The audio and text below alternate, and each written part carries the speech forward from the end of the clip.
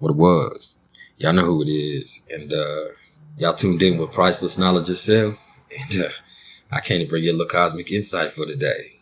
It's Friday, 1/22/21, and it's a beautiful day, y'all. The numerology for today is an 8. That means for any babies born today, they'd have a life path number 8. And so that's beautiful. It's kind of extreme, but it's beautiful. And I ain't even got into numerology, so I ain't going to get all the way into numerology. Just know today is 8. And it's also a beautiful day. Well, I don't know about where you at, but where I'm at, up here in the Shire with the motherfucking hobbits and shit, we live. Super live. So, anyway, what we're going to do today, man, it ain't going to be no natal placement discussion. It's going to be some real live cosmic insight. What I'm going to do is I'm going to give y'all a little bit on what's going on in the sky. And then I'm going to answer some questions that I've seen in the comments this week, man. I feel like it's important that I start doing that, man. So I can't answer everybody's question because there are a lot of them. But there are 3 or 4 that I'm going to get to that I'm going to give my perspective on. And when I say my perspective, understand that it's just my perspective. So when you come to me looking for answers, I'm going to give you answers, but it might not line up with what everybody else says. Okay. And a lot of people be in my comments getting on my ass. Well, the ascendant ain't this. And this, look, man, this is my channel. I've studied this extensively for a long time. I'm overqualified to be sitting here giving y'all this shit, man. If you don't like what I'm saying or my perspective on it, do you some studying. And then, hey, man, YouTube is a beautiful platform, man. Use this platform to get your message out there. And I'll watch and I'll encourage you. And I might learn something from you because I'm always open-minded. And maybe you should be as well. Okay? So, what we got going on in the sky, man, is, so, it's a lot. It's a lot. Hold on. So today we got the Sun, Mercury, Jupiter, and Saturn all conjunct each other in Aquarius and forming a sextile to Chiron, who's still there in Aries. And it's really trying to help us all find healing for ourselves. But, they're also all forming a square to the Moon, Uranus, and Mars, who are all huddled together conjunct in Taurus, while they're all 3 trying to Venus and Pluto, who are conjunct each other in Capricorn. And they're both trying to get this shit under control, but it's a motherfucker. And them being in Capricorn like that, they're sextile to Neptune, who's right at home in Pisces. And with Neptune in Pisces, it's making me wonder if we all been put in the smoking mirrors, man, and been thrown for a loop and, been disillusioned by this bullshit, man. Like, with Neptune and Pisces on top of all that, man, it's just like, what the fuck is really going on? And then even further than that, the more I think about it, I'm like, man, I could break all that down for y'all individually and say, well, this means this and that means that. But with Neptune and Pisces right there, and then, Uranus and all that going on in Taurus, and then all this Aquarius energy, nobody can predict what the fuck is really going on. There's some very tricky, fixed energy out there, y'all. And so it's crazy. What you do with it is what you do with it is what you do with it. But what I will tell you what to do is if you want to give it a little insight of what it's going to affect, how it's going to affect you is I would take all these aspects here and then I'd look how it's affecting you in comparison to your natal chart, So what you need to do is look at a progress chart or look at a transit chart and figure out, hey, this is what's going on today. You know what I mean? See what's aspecting you today, because all this, what I just spoke on is going on in the sky for everybody. But how it's going to affect us individually has to do with how it's aspecting the things in your natal chart. So if you never understood that, that's how you should understand that. So when you hear me over here giving this cosmic insight to y'all, those that aren't well versed in astrology, pardon me, when I'm giving this cosmic insight to y'all and you're like, well, I don't feel like that, when I give how the moon is or whatever's going on. it's because it's not affecting you in that way. You have to look and see how the transit moon or the transit sun or the transit Neptune is aspecting the planets that you have in your natal chart. You understand? Okay. And so I'm going to leave that there. If y'all have any questions, feel free to ask me. Hit me up. And if I can get a hold of your placements, if you want me to look at your shit, I can tell you maybe that's what's going on. But I'm not going to give you a whole natal chart reading for free, man. And a lot of y'all be playing games like that. It ain't going down like that. I'm sorry. I have children I have to feed. I have a life I'm trying to live, man. I'm a professional. So that ain't going down. That ain't going down. Anyway, so let's answer some of these questions. The first question that I've seen more than anything else is people want me to address retrograde planets. Okay, I'm going to make a video on retrograde placements natally. Okay, for each placement. But to make it general for y'all so people can understand. Okay, retrograde is going to take it and either slow it down or, and I'm talking about the energy with it. I'm not talking about what the actual planet's doing. Okay. Because really what people think is that when a planet's moving, when they think it's a retrograde, that it starts going backwards. And really it's not going backwards. It goes a lot slower or it stands still while everything else is still moving in the other direction. You understand? So that's why it appears to have that effect. And so in transit, retrograde is really like a time to reflect. You know, retrograde is going to mix things up. In natal charts or in transit with Mercury. Okay. When we're talking about Mercury retrograde, Mercury wants you to be able to think quickly and make quick decisions and communicate effectively. So it going into retrograde, it's going to muddle that up a little bit.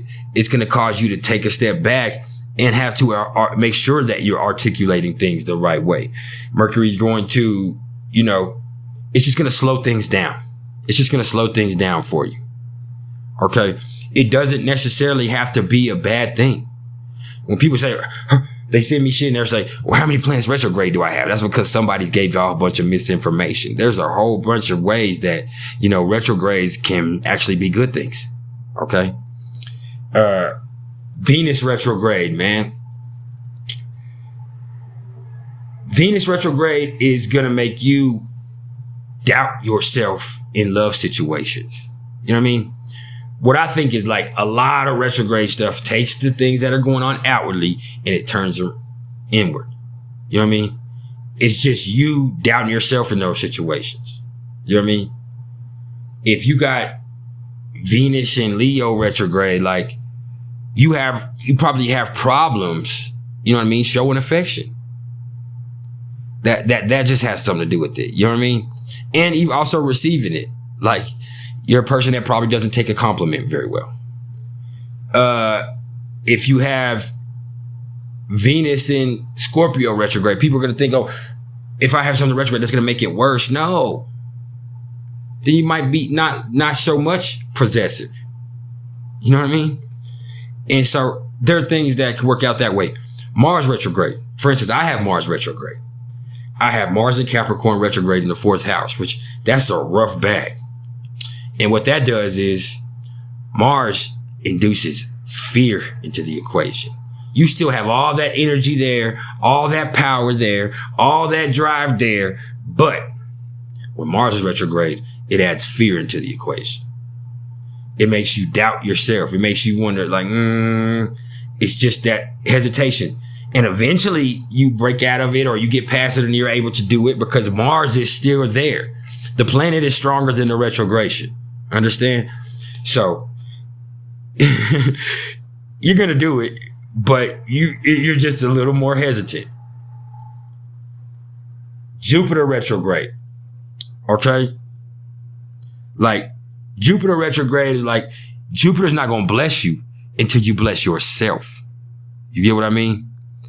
And that's kind of has a lot to do with it. A lot of times it's going to, you know what I mean? I think Jupiter retrograde, you know, it brings boundaries to Jupiter. It does put limits to what Jupiter is able to do with you. And Jupiter doesn't like boundaries. But flipping that to the opposite end of the spectrum, you know, with Saturn retrograde, and I have Saturn retrograde in my chart. I have Saturn in retrograde in Sagittarius in the second house. And I don't know what I dropped, but what that says for me is that it eases up, man. It's not as bad. You know what I mean? Saturn is going to restrict things, you know, through those Saturn returns and through those 7 to 8 year cycles that Saturn kind of goes through, you know, where it's phasing. It phases. And we'll talk about that when we discuss Saturn, and we ain't got to Saturn yet. But anyway, what it's going to do is when you got Saturn is what? Restriction, structure, discipline. It's going to make Saturn ease up a little bit. It's not quite as bad, man. You know what I mean? It makes you not so restrictive on yourself, not so disciplined, which that can be a bad thing too. So you just understand it's paradoxical. So, and as I'm working this out with y'all, I'm working it out in my head. Understand that there's a lot of things that I know about that I studied and that it took me in studying that I could give y'all a straight textbook answer that everybody's expecting me to do. But no, this is what I've observed. This is my observation. And this is also my own internalizations of things that I go through in my own life. You understand? I'm gonna drop my lighter, y'all. Damn, there it is. Anyway, so moving on to when we're talking about Neptune and Uranus now. I'm not even going to discuss that with y'all. People can ask me, but it's very confusing, man. And I don't want to be a liar. I don't want to bring you something that I don't understand. And I don't understand no matter how much research, no matter how much life experiences I had, because I have Neptune and Uranus in retrograde. And with Neptune and Uranus, I'm just not going to give it to you, man. I just can't. Understand also that the nodes, the north and the south node, Rahu and Ketu, they're always in retrograde. I had somebody say that the other day, like, oh, my nodes are in retrograde in this. No, the nodes are typically always in retrograde. So don't sweat that. Now, Pluto retrograde. I have Pluto retrograde in the first house in Scorpio.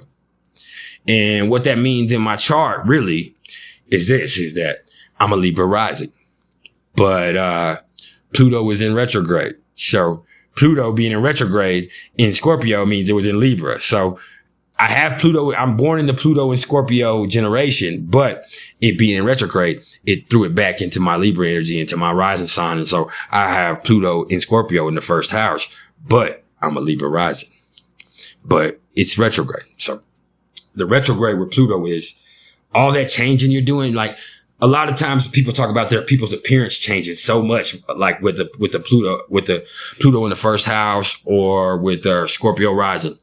Like, their appearance is always changing. How they're coming across is always changing. Like, and with it being retrograde, that's happening too. But who you are inside is always changing. You're always on your own head. You're always working on some shit.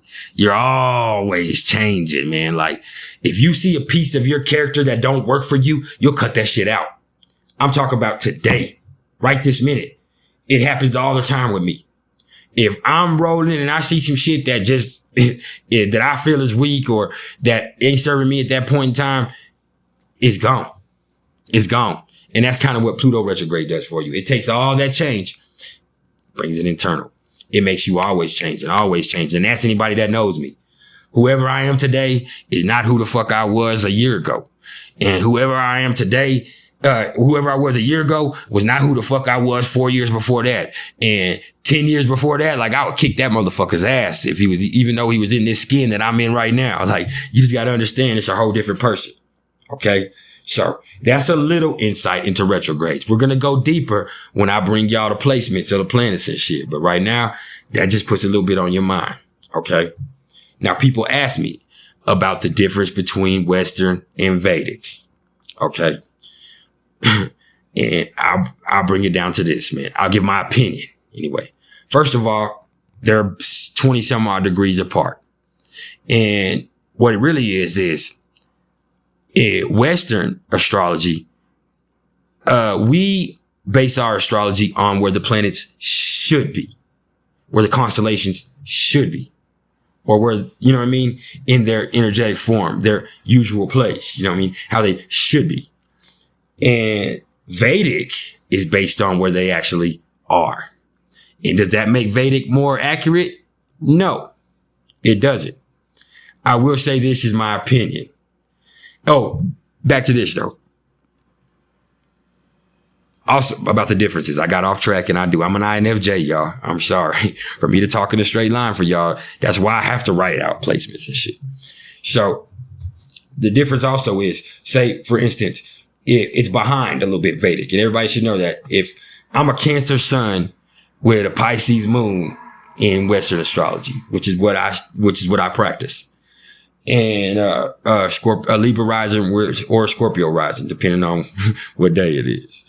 But in Vedic, I'm a Gemini sun with an Aquarius moon and a Libra rising or maybe a Virgo rising, just depending on which type of Vedic chart that there are, because there's several types of those also. But that's kind of the difference. And Vedic is also is divided into nakshatras and a whole bunch of other things, doshas and all kinds of stuff. And we'll get to Vedic because, like I said, I'm even more knowledgeable in Vedic than I am in Western, even though I practice Western. And I'm going to tell you why. Because I'm trying to help individual people. I'm not about making predictions. And it is my opinion, and through years, over a decade of dealing with research and dealing with people and observations, that Western is a lot more accurate when it comes to personality traits and characteristics. Vedic, though, is uncanny in predictions if you're reading it correctly. Like, they can tell you some shit that's crazy with Vedic, man. So that's my insight. And I feel like that they actually both should be utilized. So a lot of people, you know, they like to spit their Vedic shit out because they want to sound more intelligent in astrology than they are. And that's cool. If you live in India, if you live in the Eastern Hemisphere, then Vedic is probably good for you. That's probably what you should be following. But for those of us over here in the Western Hemisphere, you know what I mean? And for those of us that live a Western lifestyle, and there's nothing wrong with the Eastern or the Western because they're both correct. And like I said, I practice both. I use them both simultaneously and I know how to flip it. I also know that, for instance, when we're talking about nakshatras, if you're a Shadabhishak nakshatra in Vedic, like I am, which is Aquarius, to like the first 20-something degrees of Aquarius, then that means if you're a Pisces moon in Western, the first 20-some odd degrees of Pisces moon, you have Shadabhishak nakshatra. Like, it's just using it. And if you're intelligent, you can utilize them both simultaneously, pardon me. And some people are able to and some aren't. But hey, man, do what you want. If you want to sound smart because you know your Vedic shit, or you want to sound more well-versed because you know your Western shit, that's cool. But they can be also used. You have to understand there's also Jewish or Kabbalistic astrology. Yes, the Jews do follow astrology. It's not blasphemy. You know what I mean? Because it really has nothing to do with God or what you're worshiping anyway. It's just helping you understand what the fuck is going on. It's just the energies at play. It's just the fucking vibrations. Anyway, but there's Draconic. You know what I mean? There's Chinese. And when you look at the ancient ruins back in the day, you know, you see that they were making star maps. This is not an accident. Okay? There's Mayan astrology, which nobody's been able to crack the code, no matter what they tell you. And so, moving on from that way you understand what's going on with Western and Vedic and the differences between the two. When we're talking though, I will tell you which one I'm talking about. But you can also utilize both simultaneously, which is how I do when I do charts or when I read it for people. I really look at a person as a whole, and I'm going to take it all into play, man. Because whether I want to admit it or not, yes, I'm very emotional, but I do have a lot of Gemini energy in me. You know what I mean? I can say, I'm not a Gemini, and I'm not. I do not identify as a Gemini, and there's nothing wrong with identifying as a Gemini. I'm a Cancer though. You know what I mean? I'm a Cancer and I can't hide that. The way I love my mama, how emotional I am, the way that I am with my friends and everything to do with it. I'm a fucking Cancer. You know what I mean? I'm a lot more serious than and deep than a Gemini is willing to go sometimes. And that's okay, especially on a relationship level. So moving beyond that. The next thing I want to address is, like I said a few times, twin flames. They're not real. They're not real. Soulmates are real, but that doesn't mean it has to be your romantic relationship. Your friends, your mama, your kids could be your soulmate. And the soulmate, you could have several soulmates, okay? There's not that one soulmate. And I firmly believe in that, okay?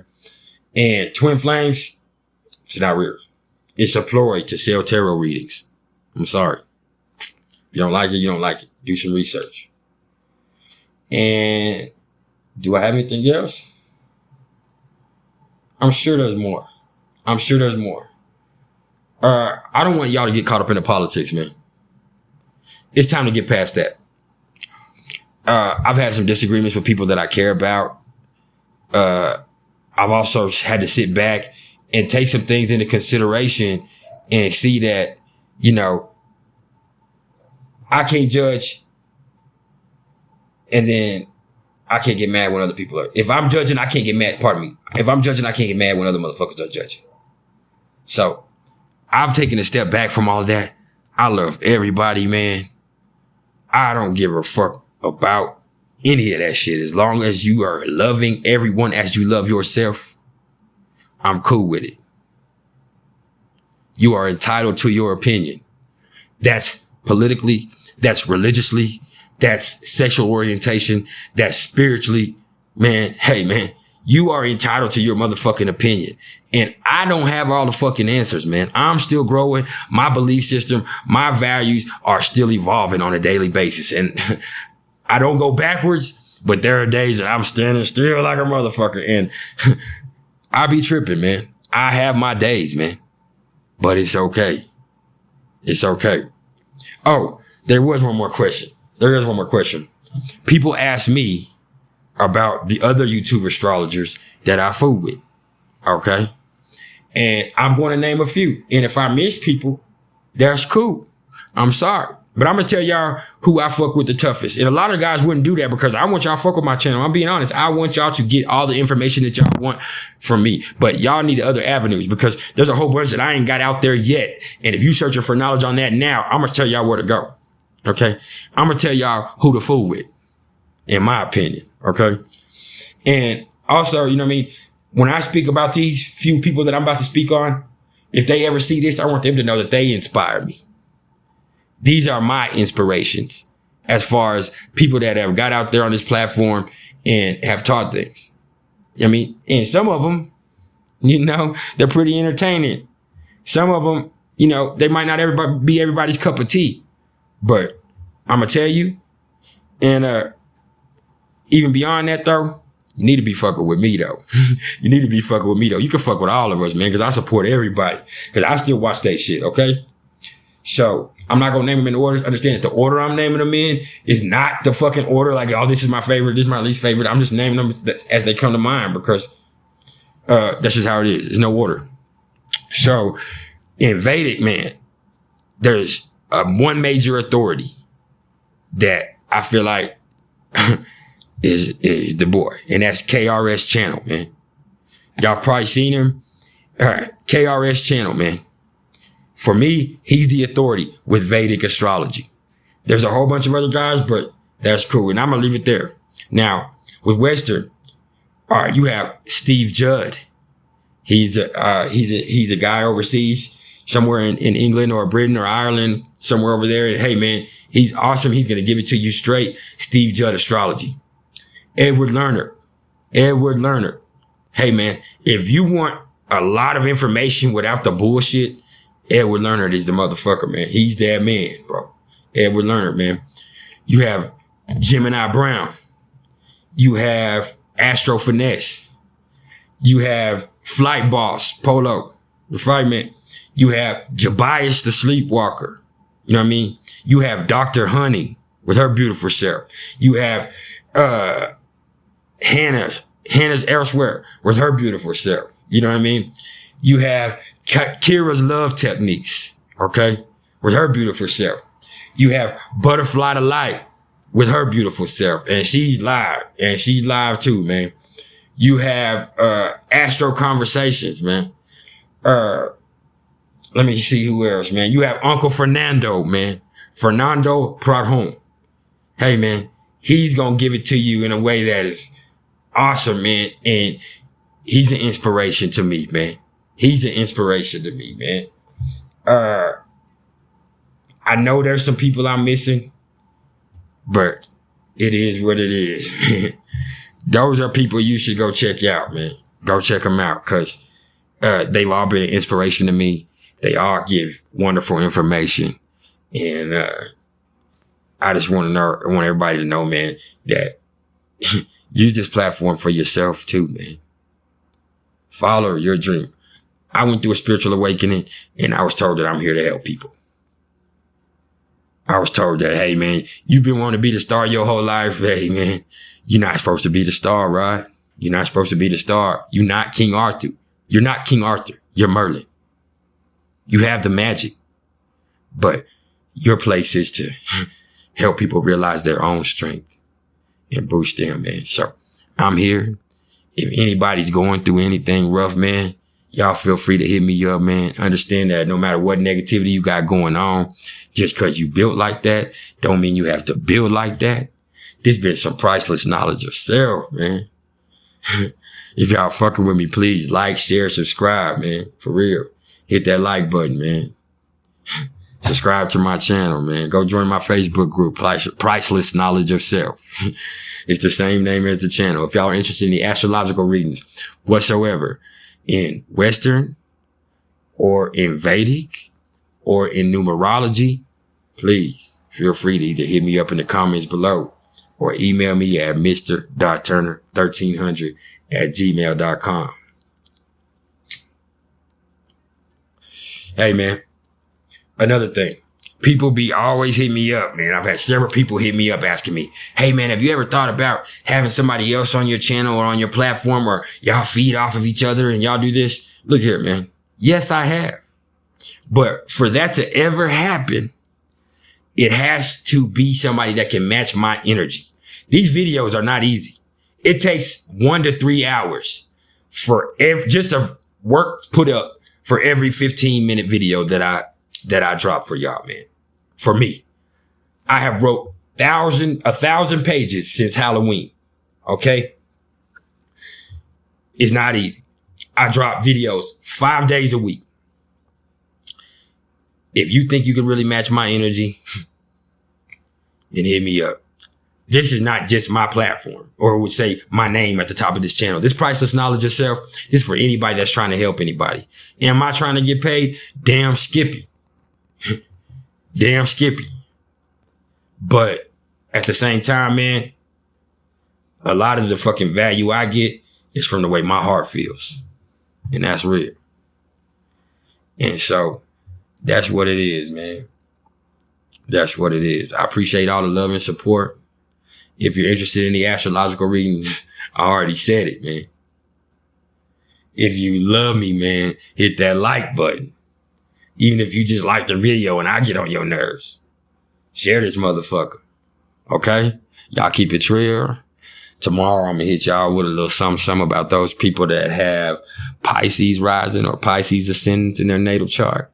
And until then, I'm gonna keep it real. Like my shit. It is Friday.